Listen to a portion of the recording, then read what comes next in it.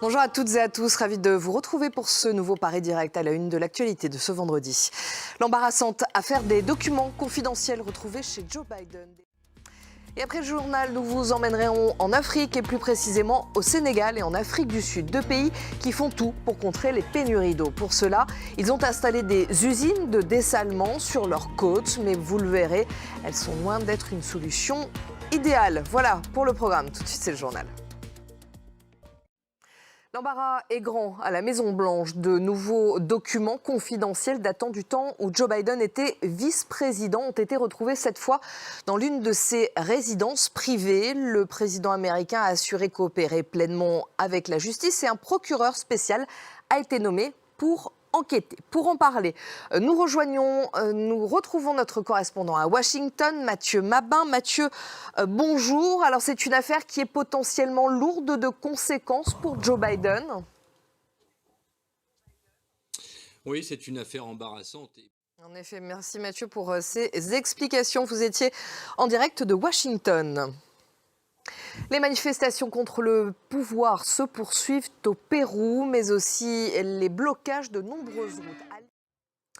L'intensité des combats ne faiblit pas. À Soledar, à Bakhmout, ces deux villes de l'Est de l'Ukraine sont sous la pression des forces russes, mais les soldats ukrainiens tiennent, comme l'affirme Kiev. Hier, Volodymyr Zelensky a promis de fournir tout le nécessaire en termes d'équipement, mais aussi en termes de munitions aux unités ukrainiennes qui défendent ces villes. Dorothée Oliéric, Régis Maté et Lucille Feuillebois se sont rendus au plus près des combats. Voici leur reportage. Deuxième jour de visite en Éthiopie pour les ministres des Affaires étrangères françaises et allemandes. Elles sont là pour porter le message de l'Union européenne qui s'est dit prête à apporter de nouveau son soutien au pays à condition que le cessez-le-feu soit respecté. Depuis 2 jours, les rebelles du Tigré ont commencé à rendre leurs armes lourdes. Alexandre Ondoa. En France, les syndicats se préparent à la grande mobilisation du 19 janvier contre la réforme des retraites, transport, éducation, fonction publique, énergie. Le pays pourrait se retrouver en grande partie paralysé. Catherine Rougerie.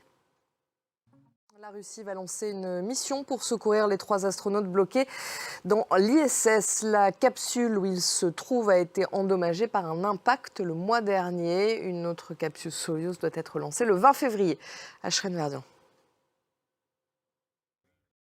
Lisa Marie Presley, fille de la légende du rock Elvis Presley, est morte hier à l'âge de 54 ans après un arrêt cardiaque. Vous l'avez vu sur les images, elle avait été également mariée avec Michael Jackson. On fait maintenant un point sur les titres qui dominent l'actualité de ce vendredi. L'embarrassante affaire des documents confidentiels retrouvés chez Joe Biden.